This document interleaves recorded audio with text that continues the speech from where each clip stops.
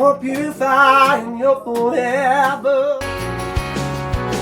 Welcome to the Moho session at Buckle and Boots 2024, where our journey starts.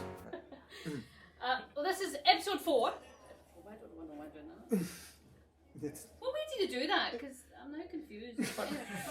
No, the reason I'm confused is Jenny Colcott was doing that, and she said she's been doing it the wrong way ever since before. So is it that way or that way? What is that way? See, I'm making you think. Yeah, devil horns. Devil horns. See? Yeah. Anyway, I've moved that on a segue. Moho Sessions 4 Buckle and Boots edition. We are here on the fabulous bus. This is a fabulous setting. The muddiness outside is not so fabulous, but we are sitting here with, now I have to say, musical talent, genius, Mr. Eddy Smith. You. Hey guys. No, like watching you and like watching you play live is one of my favourite pastimes. Oh, thank you. Because just like music wise, You're fucking. sorry, watching you play and watching you lost in music. It's just like, and even like when you're playing, like when you get songwriters rounds and other artists are playing, and you're just fiddling. It's like fiddling about, but you're like creating. Yeah, I love doing that. I love Yeah. joining in on that kind of thing, like having a jam with people on stage for the first time. It's really good fun. You're just naturally musically gifted. And Oh, that's thank like, you. That is just like, it's just amazing to watch, and like your voice just kind of grabs people immediately when you hear Oh, thanks very much. like. Where did Eddy Smith's love of music and creativity like that first start? What sparked? I want to write a song like that. I want to do that. Well, I think my parents still are big fans of country music, so it was always playing, like from Johnny Cash to Garth Brooks and Randy Travis, like Loretta Lynn. Country music was just always playing in the house, in the car, and I think when I got to maybe like 13, 14 years old, that's when I really started to get interested in songwriting, performing.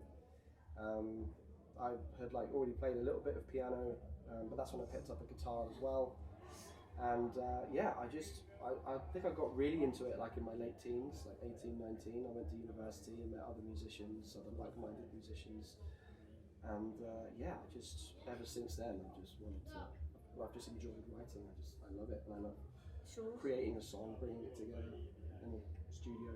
It shows because like there's some people in like entertainment for like the kind of the 5 minutes of fame, but you are definitely not in it for like fame and people watching. If you were sitting here like just now, you'll be lost to whatever song you play. Yeah. As same as if you're in an arena with 5,000 people, you're exactly the same because you are just in that music zone. Yeah. And you're like totally in there, and you're totally feeling it, and you're totally wanting to produce the best sound that the song deserves and that you deserve. 100%. And to see that is just like. Oh, I'm glad that comes across. Thank you. It totally does. It makes me feel nice. It totally does though, because like, yeah, just like your what you create in a musical environment, it's just like, I just love it. Well, thank you. It's just a gift, and it's like, I'm glad you're kind of, because it's not an easy journey to go into music. No, it's not. You kind of know what you're getting yourself in for though. Like, no one. Well, I certainly didn't. I didn't think that I'd get as far as we have. Like, so, but yeah, it's one of those things where it does take a lot of work and a lot of perseverance and patience. And, but it's like I say, it's so worth it because we get to do stuff like this and come to these awesome events and drink free beer. What keeps you going? Free beer.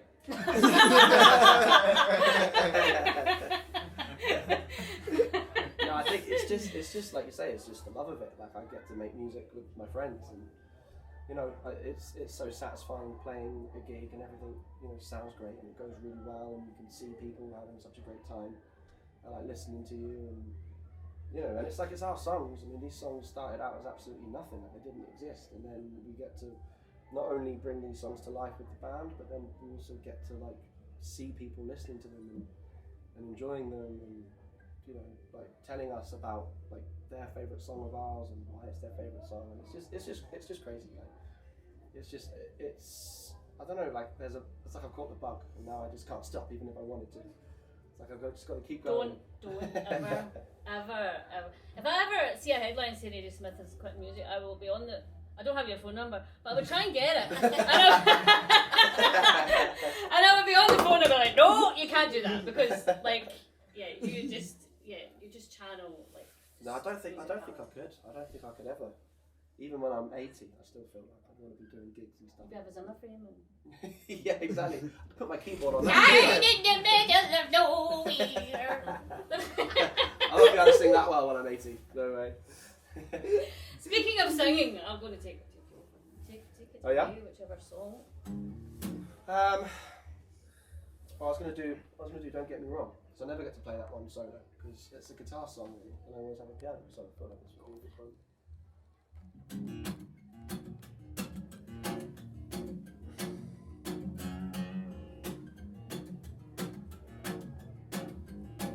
Don't get me wrong, I hope you're happy.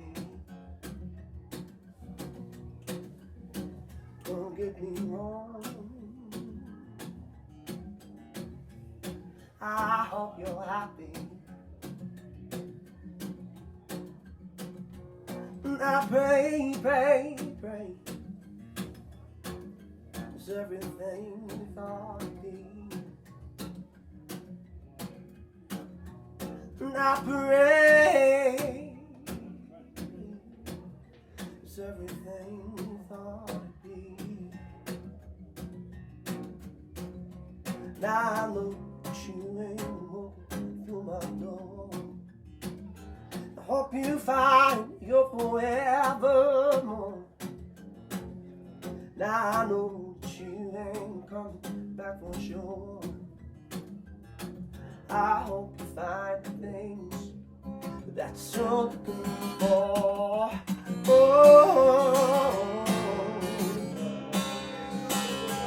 what's it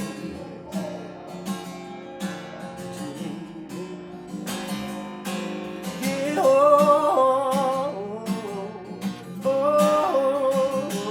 what's it?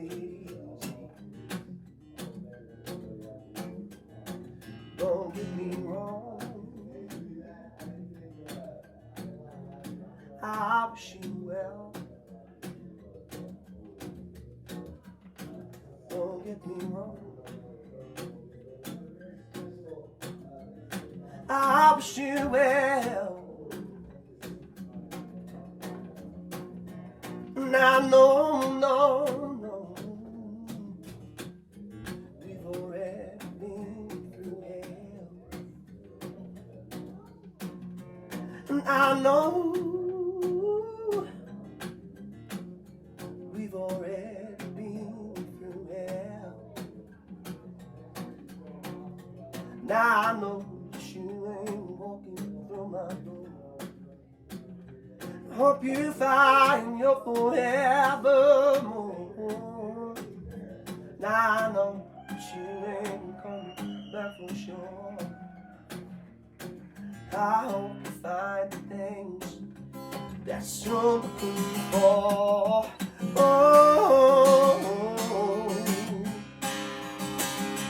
what's easy to me?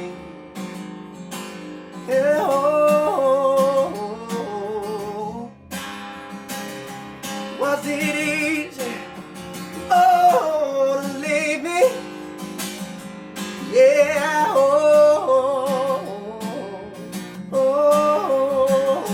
was it easy?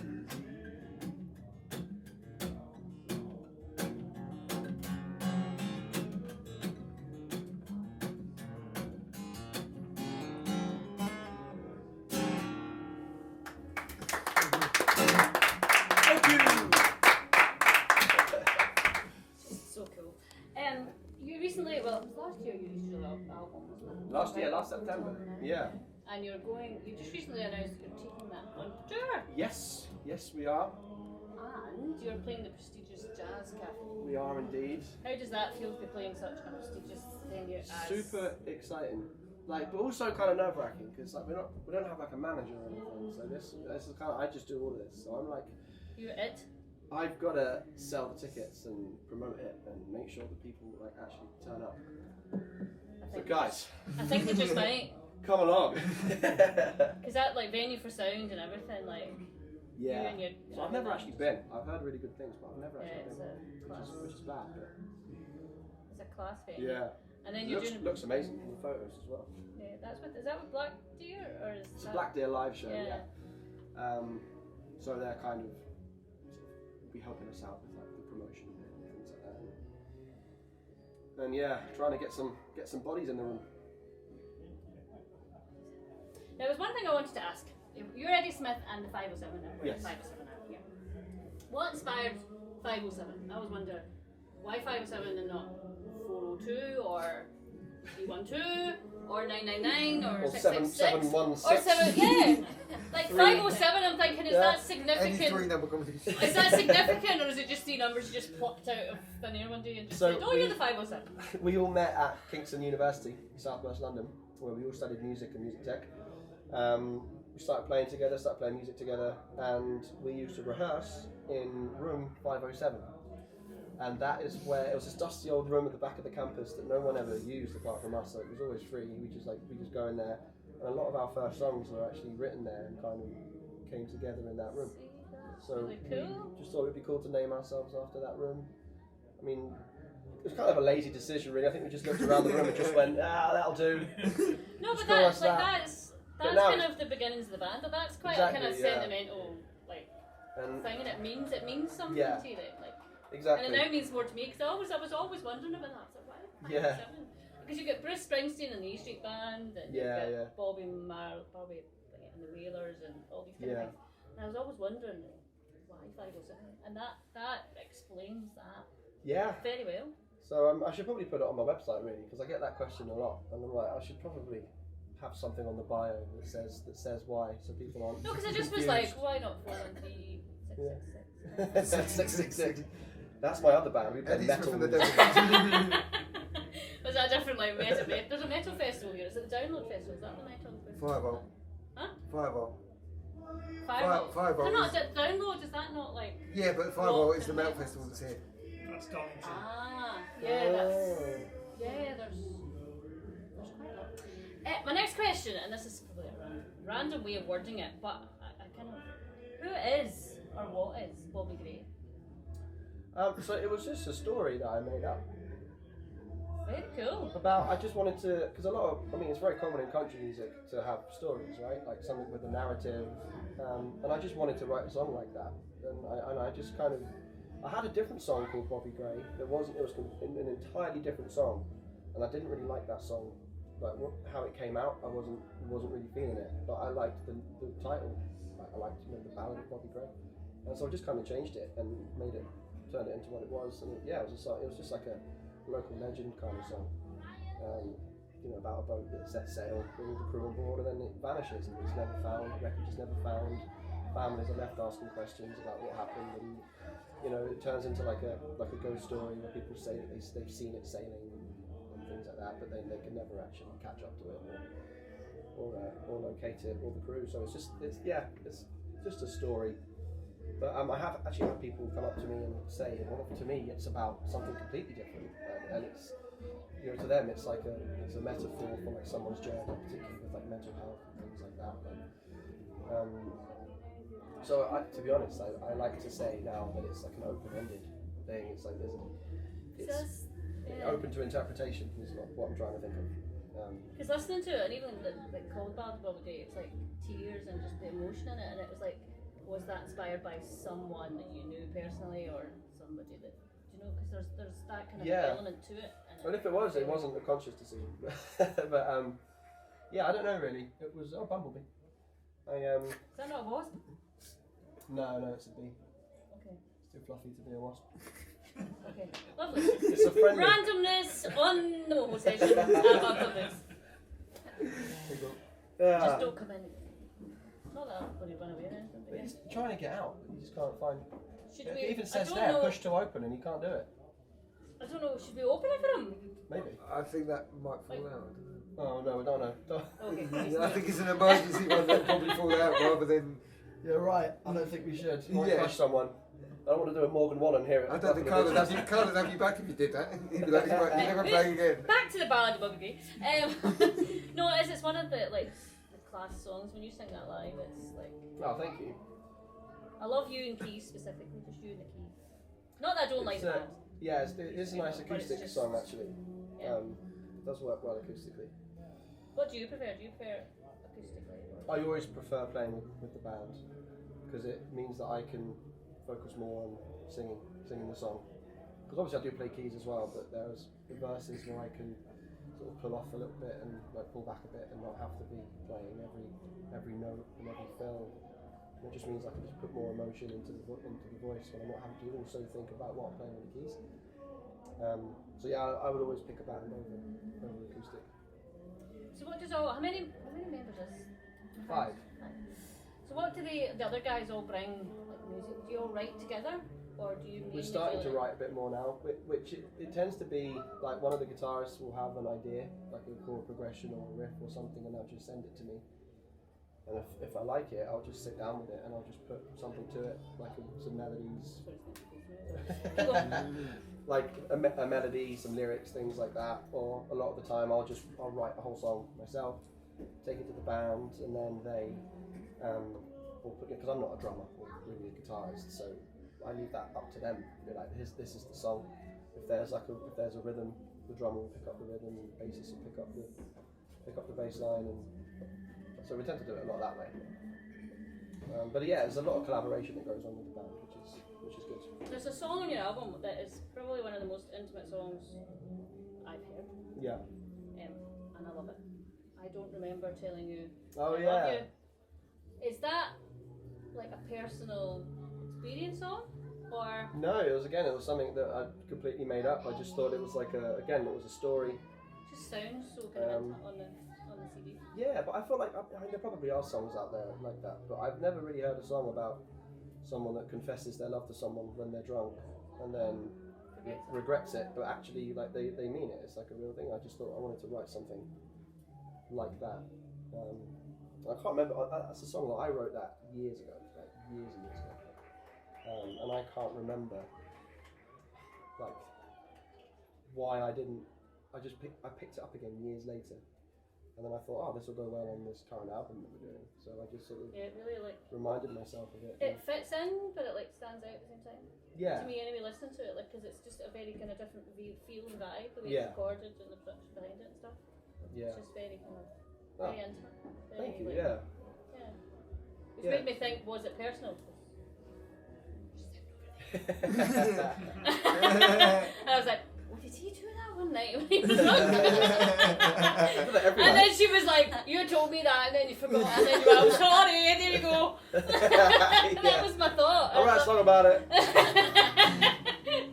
Yeah. That was my thought, but obviously that's... No, it was a made up story. But I tell her I love her all the time. Obviously when I'm drunk.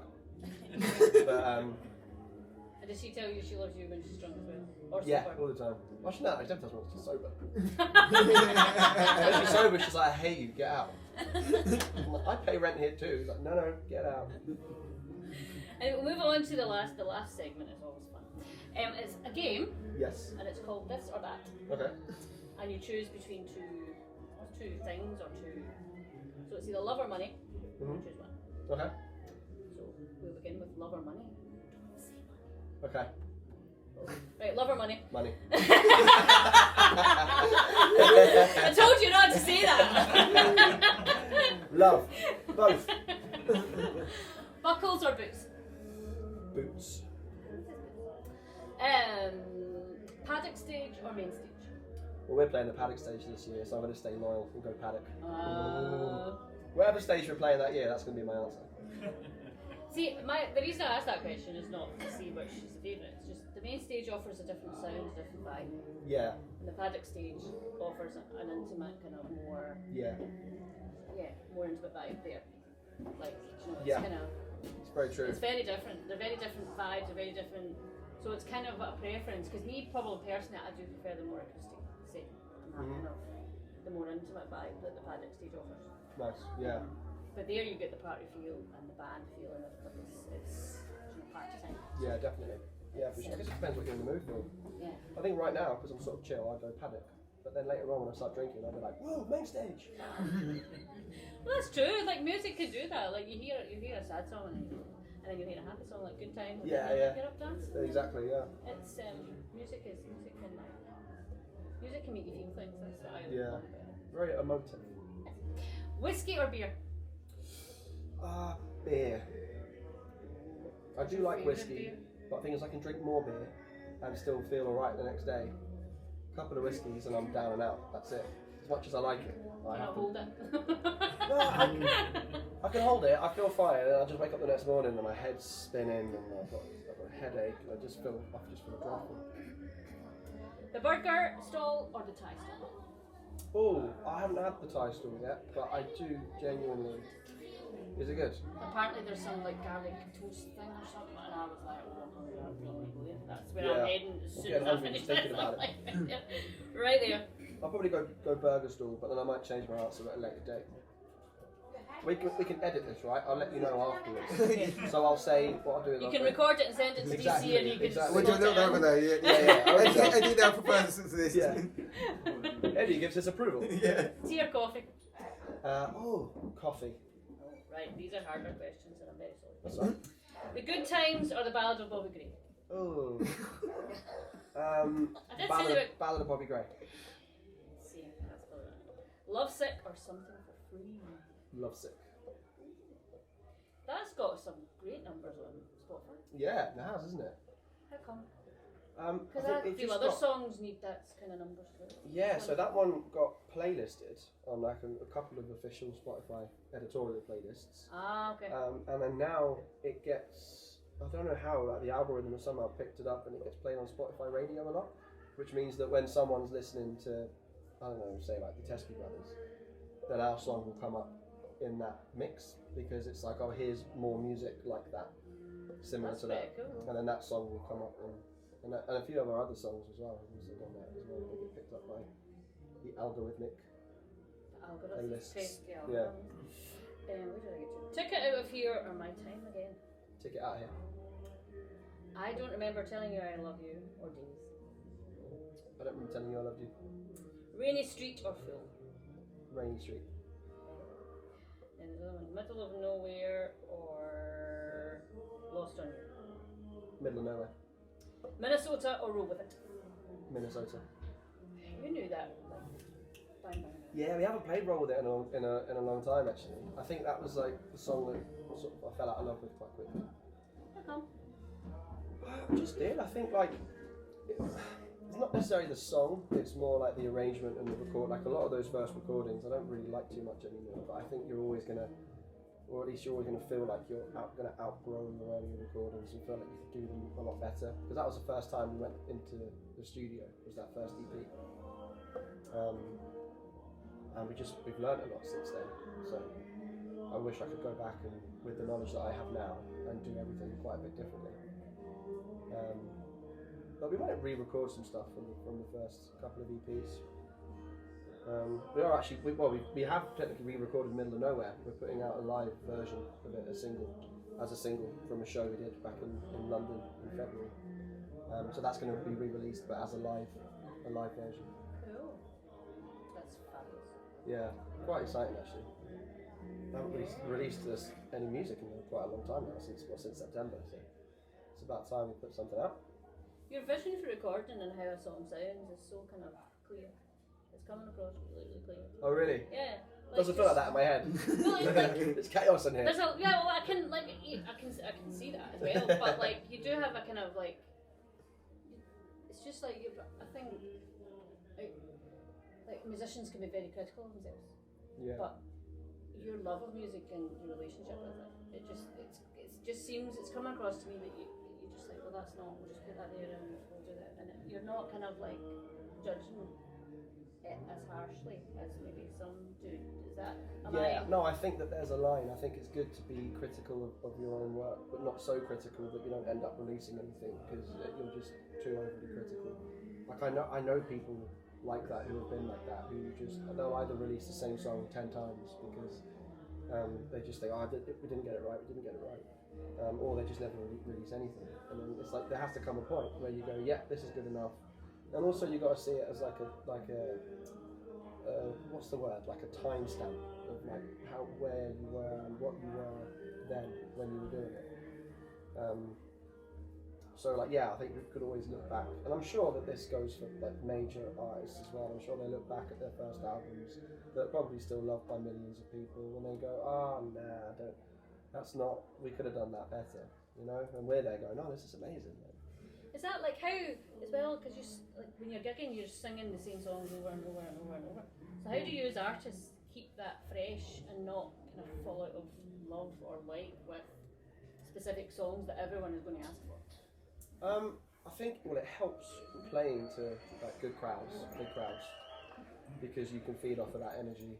But also we do things slightly different every time. I mean, I don't think we've ever played a song exactly the same way twice. There's always slightly different variations we'll put in. You never play the song the same way twice. No. You never play the same keys on the piano, No, same song the same way twice. I don't. I do like to improvise here and there and change things. Improvising is insanely. No, thank you. Anyway, I could sit here and talk to you all day. Same. I really could. I just could sit here and talk music and learn the knowledge that's in my brain, which I would love to just go in and pick out. And You won't find much, honestly. Is that true? Yeah. Honestly, it'll be like sifting through a skip to try and find a diamond ring. Just shit everywhere. No, it's just like I was just sitting thinking that you would probably be one of the most coolest music teachers at school ever. Ah, thanks. To like teach what music is and how you work with it and what you do with it. Do you know? And just kind of teach people that kind of like love for it and the knowledge and the.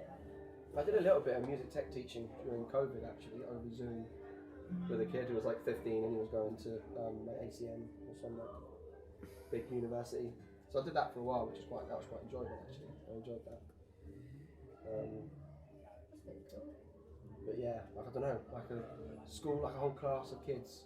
But I just remember my music classes when I was like 14 and just the teacher was just stressed constantly because the kids just wouldn't sit down, or there'd be some kid like who unplugged the keyboard and running around with it. Another kid was like playing with the demo button.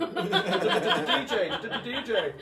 Well, maybe not so much a class of people, but like maybe like one-to-ones or like that kind of that'd teaching be cool. songwriting and teaching because like just your knowledge is like thank you. Well, it's valuable. Thanks. I feel like I'm just I might get a bit of a fan winging here, by the way. I don't normally like the word fan, but I might just be a bit. Anyway, it has been an absolute pleasure. Yeah, likewise. Thank you for having me. Busy, and you've got lots to do at Buckle this year, as usual. Yeah, busy. Which It's is just good. because you're just too good, you say. That's Well, why. actually, one of the bands that my band's playing for, I'm not playing for because they said that they didn't need keys this year. So I was like, Ooh. I was like, all right, fine. I guess you don't need my drummer either. Blasphemous. That's controversial. Well, we'll ask you, where can people find Eddy Smith and the 507? I just love knowing that. Well, you can find us on our website, eddysmithmusic.com, EDDYSmithmusic.com. We're also on social media, it's the same thing, Eddy Smith Music, EDDY Smith Music. And then we're on Spotify as Eddy Smith and the 507, iTunes, Apple Music. I think we're on all of the, like Deezer and all the. TikTok. Well, I don't actually TikTok. Our music is on TikTok because people use it in their videos sometimes. I've seen, like, not a huge amount, but yeah, we're on there somewhere. And the I Jazz have an account. Cafe. You went to the Jazz Cafe as well. The Jazz Cafe on the 3rd of October. Yeah, Jazz Cafe, 3rd of October, 2024. Hashtag. London. Hashtag be there. Hashtag don't miss out. Yeah. I think that's probably the gig of your lifetime, isn't it? Yeah, well, hopefully, and if we sell enough tickets, it'll be our biggest headline show ever. It'll be our biggest show ever, period, I yeah. think you know, because Black Tear's involved as well, as is Ray Jones, so you know. Yes, yeah. Ray Jones is involved. Yeah, he'll do his usual half an hour stand up. How loud can I be? Do you know, I honestly think one of these days he's going to sprout wings and take off the way he introduced it. And you think, yeah, he's one of these days he's going to blow up and just go in, because like he just Through the roof. yeah, totally. Anyway, thank you so much. Welcome to the Moho session at Buckle and Boots 2024, where our journey starts.